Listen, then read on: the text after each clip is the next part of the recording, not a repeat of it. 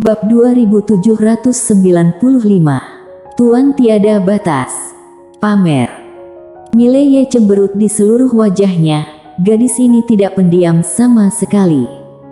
Bagus, aku sedikit malu. Tentu saja, ini dikasih, tentu saja harus pamer. Mileye menatap dingin ke arah para master di lapangan. Siapa lagi? Setiap orang terdiam. Katian melirik Mileye dengan ekspresi aneh di wajahnya. Quincy mengacungkan jempol pada Mileye. Hebat. Meskipun Mileye tidak tahu malu, pipinya terasa panas saat ini. Pada saat ini, tiba-tiba ketua seni bela diri menoleh untuk melihat ke arah pendeta dan meraung, "Kelantai Lingku telah dimusnahkan, tunggu apa lagi, pendeta?" Setelah hening beberapa saat, pendeta itu berkata, "Ketua seni bela diri, kekuatan wanita ini bukanlah sesuatu yang bisa kita lawan." Dia menemukan jawabannya. Di antara tiga wanita di depan, Quincy dan Katian masih manusia, tetapi kultivator pedang ini sama sekali bukan manusia. Karena dia menemukan bahwa kultivator pedang wanita di depannya belum mencoba yang terbaik sampai sekarang. Termasuk saat ketua seni bela diri menggunakan wujud asli master kerajaan dewa barusan, lawan tidak menggunakan seluruh kekuatannya, hanya sebilah pedang. Pada saat ini, Mileye tiba-tiba menatap ketua seni bela diri dan berkata sambil tersenyum, "Ketua seni bela diri, apakah kamu tidak meremehkan mengandalkan orang lain? Kenapa sekarang kamu ingin meminta bantuan seseorang?" Di sampingnya, Quincy tiba-tiba berkata, "Label ganda terkenal." Mendengar ini, Mileye menoleh ke arah Quincy, "Apa yang kamu maksud dengan label ganda terkenal?" Quincy berkedip, hanya saja dia meremehkan apa yang dilakukan orang lain. Dia bisa melakukannya sendiri, tapi dia melakukannya sendiri apa yang dianggap wajar dan hati tenang. Ini adalah standar ganda. Mengikuti standar orang suci, tuntut orang lain, tuntut diri sendiri dengan moral rendah. Mileye mengacungkan jempol, "Bagus sekali." Setelah selesai berbicara, dia menoleh ke arah ketua seni bela diri, "Dasar anjing berstandar ganda."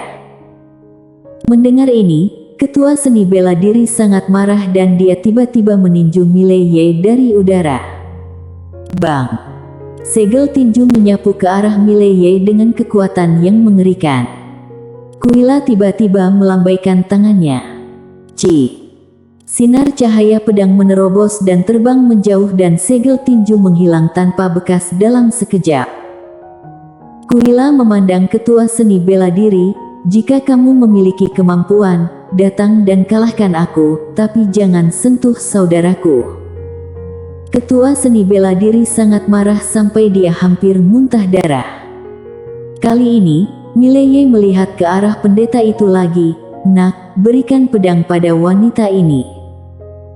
Kuila tidak ragu sama sekali, mengangkat tangannya dan pedang biru gaib di tangan Mileye tiba-tiba terbang. Berdengung. Suara pedang tiba-tiba bergema dari lapangan. Di kejauhan, mata pendeta itu tiba-tiba menyusut dan tongkat di tangannya tiba-tiba terayun keluar. Dalam sekejap, berbagai macam energi unsur tercurah. Menghadapi Kuila di depannya, dia tentu saja tidak berani gegabah sama sekali. Namun, saat pedang biru gaib menyerang, energi unsur yang tak terhitung jumlahnya langsung hancur. Bang! Di mata semua orang, pendeta itu langsung terlempar puluhan ribu kaki jauhnya. Kali ini ketika dia berhenti, tubuh fisiknya langsung hancur, hanya menyisakan jiwanya. Melihat pemandangan ini, pemilik makam dan yang lainnya terkejut. Kuila menoleh untuk melihat ke arah Mileye dan tersenyum tipis, "Saudaraku, giliranmu." Mileye mengangguk, lalu menatap pendeta itu. Pendeta itu tiba-tiba berkata dengan galak, "Apakah kamu tidak merasa malu?" Mileye sedikit mengernyit, "Memalukan." Pendeta itu menatap Mileye, "Tanpa dia, kamu tidak lebih dari seekor semut." Tidakkah kamu merasa malu dengan mengandalkan kekuatan orang lain untuk menindas orang? Mileye menggelengkan kepalanya. Aku tidak merasa malu. Kenapa harus merasa malu? Saat dia mengatakan itu, dia melihat ke arah pendeta dan berkata sambil tersenyum, apakah kamu masih ingat saat kamu menindasku? Saat itu, kenapa kamu tidak merasa malu ketika kamu menindas yang kecil? Baru saja kalian memukulku, kenapa kalian tidak merasakan memalukan? Kenapa kamu hanya boleh menindas yang kecil, tapi aku tidak boleh memanggil orang lain? Pendeta itu memandang Mileye dan tidak berkata apa-apa. Mileye menggelengkan kepalanya dan tersenyum dan dia menatap ketua seni bela diri lagi. Aku baru saja memberitahumu bahwa aku akan melawanmu anggota klan Tailing 1 lawan 1. Bagaimana kamu memberitahuku? Saat dia berbicara, dia tertawa kecil dan melanjutkan, kalian anjing 2 standar. Setelah berbicara, dia melihat ke arah Kuila. Nak, bisakah kamu membunuh mereka semua? Kuila hendak berbicara. Pada saat ini, sebuah suara tiba-tiba terdengar dari lapangan, ayo pergi. Pergi. Mileye dan yang lainnya sedikit mengernyit dan saat berikutnya, ekspresi Mileye tiba-tiba berubah. Pena kebenaran agung pemilik suara. Pada saat ini, di kedalaman langit berbintang yang jauh, di tanah makam tak terbatas, sebuah makam tiba-tiba bergetar dan tanpa gelombang, makam itu terpisah kedua sisi.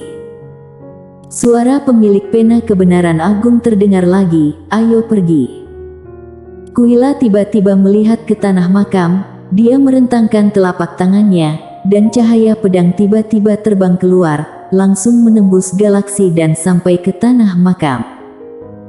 Dan pada saat itu tiba-tiba sebuah tangan terjulur dari dalam makam, lalu meraih pedang Tao, lalu meremasnya dengan kuat. Bang! Cahaya pedang hancur. Kuila sedikit mengernyit. Suara pemilik pena kebenaran agung terdengar lagi, kecuali kamu mendapatkan kembali seluruh kekuatanmu sekarang, sebaiknya kamu membawanya pergi. Kuila memandangi tanah makam dan perlahan alisnya berkerut lagi. Mileye bertanya, ada apa? Kuila berkata, ayo pergi. Pergi. Mileye melihat ke arah tanah makam dan tak lama kemudian, wajahnya tiba-tiba berubah, karena dia menemukan bahwa di bagian terdalam dari tanah makam, seorang pria berjalan keluar dari peti mati. Perlahan berdiri ke atas.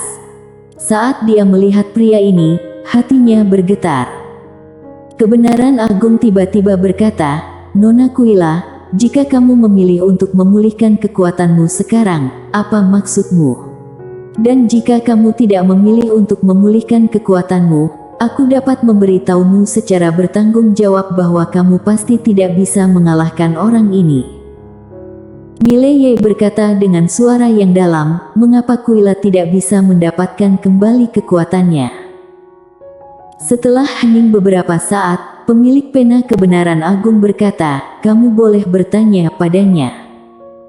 Mileye memandang Kuila dan Kuila tersenyum tipis, ayo pergi. Melihat Kuila tidak mengatakan apa-apa, Mileye tidak bertanya lagi dan mengangguk, oke. Kuila menoleh untuk melihat Claudia Ann dan Quincy, Nona Quincy, Nona Ann, tempat ini tidak lagi cocok untuk kalian berdua tinggali lama sekali, ayo pergi. Kati Ann melirik ke tanah makam, jauh di dalam tanah makam, seorang lelaki sedang menatap mereka. Pria itu tidak mengambil tindakan apapun, dia hanya melihatnya. Kati Ann terdiam. Kuila berkata sambil tersenyum, akan ada peluang di masa depan. Kati Ann mengangguk. Kuila melirik ke arah ketua seni bela diri dan pendeta, lalu berkata sambil tersenyum, saudaraku, aku tidak membunuh mereka, aku harap suatu hari kamu sendiri yang akan membunuh mereka. Kamu bisa, kan? Mileye mengangguk, oke. Kuila mengangguk, ayo pergi. Setelah mengatakan itu, dia dan semua orang langsung menghilang. Di lapangan, Pendeta dan yang lainnya menoleh untuk melihat tanah makam dan semua orang memberi hormat sedikit. Manusia ini adalah penguasa alam semesta tanpa batas. Pria itu berdiri di atas peti mati. Tiba-tiba dia melihat ke langit dan berkata sambil terkekeh, "Tuan Pena Kebenaran Agung, menurutmu adil?" Suara pemilik Pena Kebenaran Agung terdengar, "Tahukah kamu, tidak ada yang disebut keadilan mutlak di dunia ini." Pria itu mencibir, "Tidak. Tapi bukankah menurutmu kamu tidak kompeten?" Pemilik Pena Kebenaran Agung terdiam. Pria itu berkata sambil tersenyum, "Kitab suci ada yang memegang kendali, tetapi harus dikendalikan oleh manusia. Lihat alam semesta saat ini, segala sesuatunya saat ini, bukankah menurutmu tidak teratur? Tidakkah menurutmu itu berantakan?" Pemilik Pena Kebenaran Agung terdiam. Laki-laki itu berkata lagi, "Yang paling menggelikan adalah kamu masih ingin menegakkan kembali ketertiban melalui orang-orang destini. Menurutku pribadi, kitab suci yang memegang kendali, tapi kamu harus dikendalikan oleh orang lain. Benar, itu hal yang sangat menyedihkan." Ahli Pena Kebenaran Agung berkata, "Apa yang menyedihkan? Aku tidak perlu hidup, tidak perlu makan, mencoba untuk menyenangkan orang yang aku sayangi. Mereka membuatku tetap hidup, aku tidak merasa sedih." Pria itu menatap langsung ke langit, "Bagaimana dengan martabat? Bagaimana dengan tulang punggung?" Pemilik Pena Kebenaran Agung berkata lirih, "Membahagiakan orang yang kusayangi, inilah tujuanku." Pria itu mencibir, "Jadi dunia ini sangat kacau sekarang, tapi kamu tidak merasa bersalah sama sekali." Ahli Pena Kebenaran Agung berkata, "Aku tidak tahu malu." "Mengerti, pria." Ahli Pena Kebenaran Agung berkata lagi, "Jangan bilang kamu adalah kitab suci destiniku yang belum selesai. Meskipun kamu adalah master pedang berbaju biru dari takdir sebelumnya, dia juga tidak bisa bersaing dengan pria di dunia ini. Tahukah kamu kenapa? Sejujurnya aku bisa memberitahumu bahwa karena aku ingin bertahan hidup dan dia ada di sini, ceritanya hanya bisa berlanjut. Jika dia tidak ada di sini, lagi pula, kamu mengerti." Setelah hening lama, pria itu berkata, "Apakah kamu akan membunuh orang-orang yang kamu sayangi?" Pemilik Pena Kebenaran Agung berkata, "Bukan tidak mungkin. Ini lebih panjang dari umur." Setelah terdiam cukup lama, pria itu mengacungkan jempolnya dan berkata, "Menghadapi orang yang tidak tahu malu, aku benar-benar tidak bisa berbuat apa-apa." Kebenaran Agung pemilik pena tiba-tiba menghela nafas dengan suara pelan, "Aku juga ingin memberimu akhir yang bagus, tapi, tahukah kamu, itu menjadi bumerang." Pria itu menggelengkan kepalanya, "Aku tidak pernah membencimu. Lagi pula, tanpamu, tidak akan ada aku. Tapi, tahukah kamu, aku adalah orang yang tidak akan menerima nasibku." Saat dia mengatakan itu, dia melihat ke atas ke langit. "Aku hanya punya satu permintaan, bersikap adil saat memperlakukan aku dan dia." Setelah terdiam cukup lama, pemilik Pena Kebenaran Agung berkata, "Baiklah." Pria itu tersenyum dan berkata, "Aku percaya padamu." Penulis Kebenaran Agung berkata, "Tahukah kamu, aku yang membuat aturan." Pria itu tertawa, "Tetapi aku juga tahu bahwa seseorang melanggar peraturanmu, bukan?" Kebenaran Agung berkata, "Ya." Setelah lelaki itu terdiam lama, dia berkata, "Bisakah kamu membunuh mereka?" Pemilik Pena Kebenaran Agung menggeleng, "Belum." Setelah mengatakan itu, dia berhenti dan berkata, "Aku khawatir aku tidak akan bisa melakukan itu di masa depan." Laki-laki itu menghela nafas dengan suara pelan, "Aku mengerti maksudmu. Kamu benar-benar sangat tidak tahu malu.